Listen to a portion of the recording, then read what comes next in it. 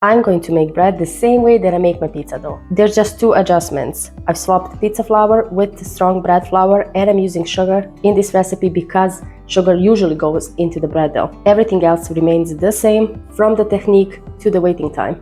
So let's see what happens. First, I'm gonna add yeast, sugar, and water. And I'm using warm water instead of cold water since I'm not fermenting the dough overnight. This is a quicker recipe. When I make the pizza dough, it usually takes about 45 hours instead of 1 or 2 days.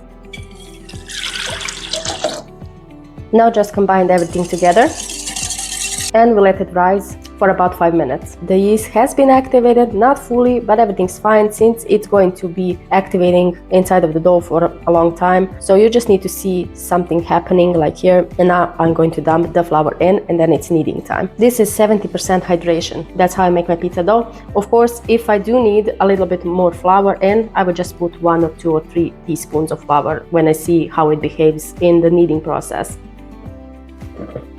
Dump everything in. We first go with the first speed, and then after a while, after a few minutes, we go to the second or maybe even to the third speed. You can see here all of the flour has been incorporated into the water and the yeast and everything else. And now I'm going to switch to speed 2 for a little bit, and then I'm going to add the rest of the ingredients that goes into this. As I mentioned, I'm doing everything the same when I'm making the pizza dough. So as for the timing of putting the salt, usually when you make bread, you put it in the water when the yeast has been activated. This time I'm going to put it when the dough is almost kneaded. So yeah, let's go.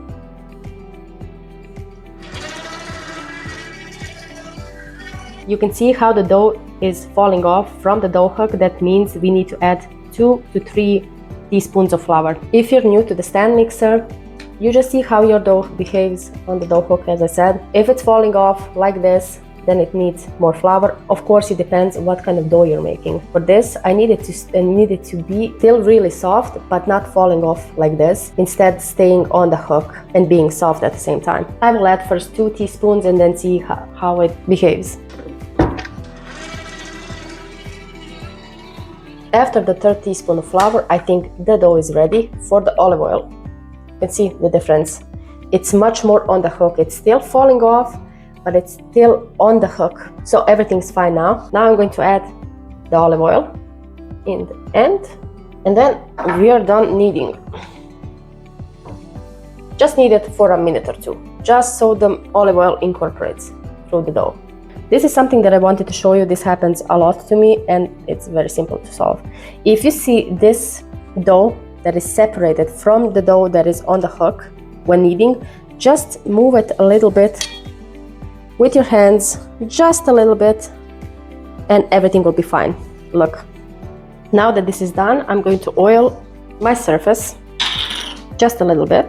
And since my hand is oily, I'm going to just pull the dough from the hook, and that's about it. This will not be the most easiest part of the process since the dough is really sticky, but as I said, when you oil the surface where the dough will be resting, just take your oiled hand and then just scrape the dough off. Now I'm going to cover it up and leave it for about 15 minutes. Look at my hand. After about 15 minutes, the dough has rested enough. Let's see what's happening. Oh, it's stuck a little bit to the bowl. Now I would suggest to oil your hand a little bit. We are doing stretch and fold technique. Just pull it back and then pull it in front. Do it a couple of times and then form it into a ball. Put some olive oil on top and then leave it for about 30 minutes to rest. Well, it's been 30 minutes and now I'm going to do another series of stretch and fold just to help the gluten develop even more. You can see the difference. Look. Now I'm going to stretch it like this. Again. And if it gets sticky, you can just put some oil on your hand. Just do it a couple of times and then oil it a little bit on top. And then form it into a ball again. And I will do another series of stretch and fold 30 minutes from now, and then I will show you what to do next.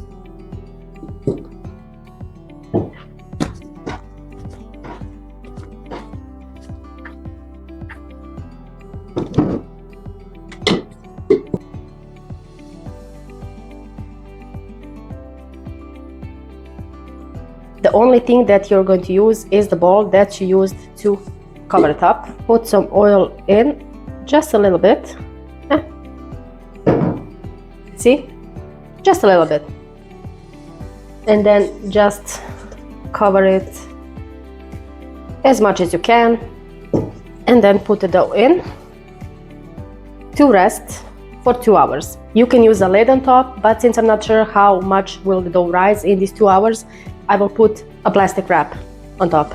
Since my hand is oily, I will just oil the rim a little bit so the plastic wrap can attach everywhere. I seem so confident, even though I'm doing this for the first time, making the bread the same way I make my pizza dough. It's because I made pizza dough a couple of times and the process is actually the same. That's why I'm so confident while doing it. Anyway, just put it on room temperature for about 2 hours. A few moments later. The dough has had its 2 hours of resting, and as you can see, it has risen quite beautifully actually in these 2 hours. If I had put more yeast inside, it would have risen much more, but as it goes same for the pizza dough, if you want it to rest longer, develop flavors, you need to put less yeast than usual. I'm just gonna put the dough out. Look at this, look at this.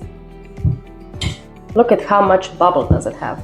Now we oil our hands just a little bit, a bit too much actually, never mind. Anyway, do stretch and fold one more time. Now I'm going to need a big baking tray aligned with parchment paper, and I'm going to put my dough in.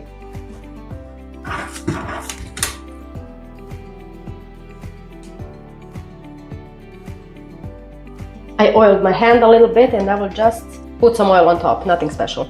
This is the end of the similarity with the pizza. This is now ready to become a bread. And I'm actually really anxious to see how will it turn out.